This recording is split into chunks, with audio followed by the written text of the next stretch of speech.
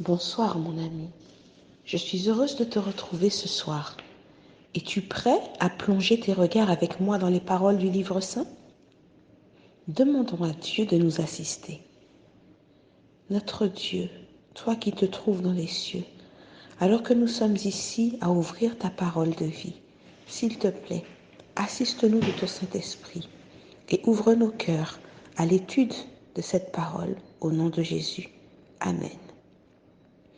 Le texte de ce soir se trouve dans le livre de Juges au chapitre 16, les versets 4 et 5. Après cela, il aima une femme dans la vallée de Sorek. Elle se nommait Délila. Les princes des Philistins montèrent vers elle et lui dirent « Flatte-le pour savoir d'où lui vient sa grande force et comment nous pourrions nous rendre maîtres de lui. Nous le lierons pour le dompter et nous te donnerons chacun 1100 cycles d'argent. » Après son escapade à Gaza, Dieu avait une fois de plus fait grâce à Samson en le délivrant des Philistins placés en embuscade derrière les portes de la ville.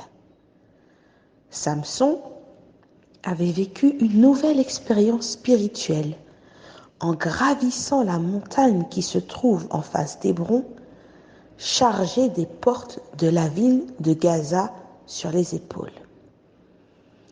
Aujourd'hui, nous le voyons descendre dans la vallée.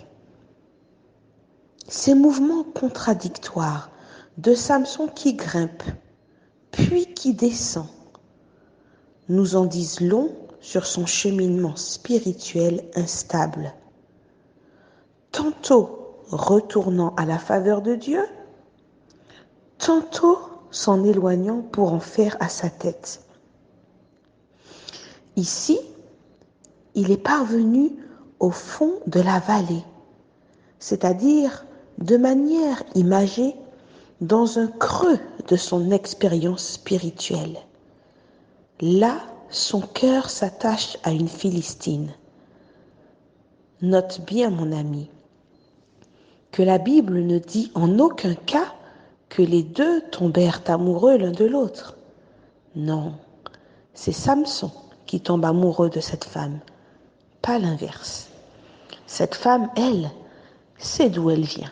Elle appartient au peuple de la vallée.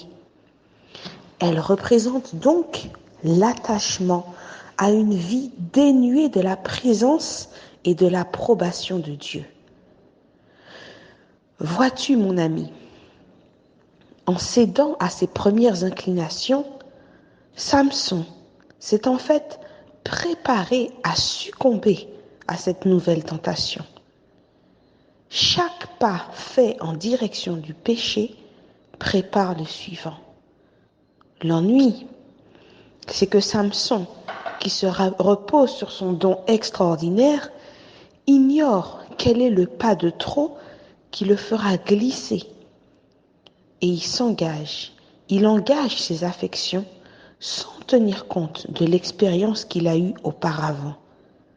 Ses ennemis, eux, toujours sur ses talons, tentent de le piéger en soudoyant la femme, en achetant sa loyauté. Celle-ci, en échange d'une forte somme d'argent, se doit de le flatter avec suffisamment d'habileté pour l'amener à lui confier le secret de sa force et ainsi à leur donner la clé de son invulnérabilité. Ainsi, mon ami, le péché est comme une femme habile et séductrice qui t'endort avec des flatteries, avec des plaisirs et des promesses, jusqu'à ce que tu te retrouves enchaîné et devant les conséquences de tes mauvais choix. Le chant que je vais t'interpréter ce soir s'intitule « Voici Jésus, notre Sauveur ». Permets-moi de te lire la première strophe. Voici Jésus, notre Sauveur, qui nous ouvre une porte. Suis-moi, dit-il à tout pécheur de sa voix tendre et forte. Merci Jésus, j'espère en toi. Ta porte est ouverte pour moi. Ta porte est ouverte pour moi. Voici Jésus, notre Sauveur, qui nous ouvre une porte. Suis-moi, dit-il à tout pécheur, de sa voix tendre et forte. Merci Jésus, j'espère en toi. Ta porte est ouverte pour moi, pour moi, pour moi, est ouverte pour moi. La porte est ouverte à tous ceux qui cherchent paix et joie. Elle introduit les malheureux sur la céleste voie. Merci Jésus, j'espère en toi. Ta porte est ouverte pour moi, pour moi, pour moi, est ouverte pour moi. La sainte croix du Rédempteur vient éclairer la route. Sous cette croix, plus de terreur, d'angoisse ni de doute. Merci Jésus, j'espère en toi. Ta porte est ouverte pour moi, pour moi, pour moi,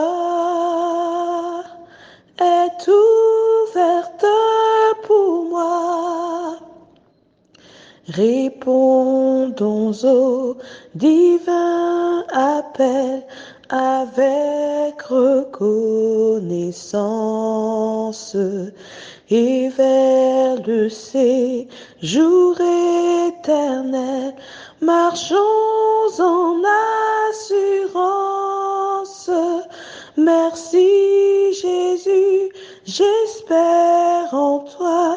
Ta porte est ouverte pour moi, pour moi, pour moi,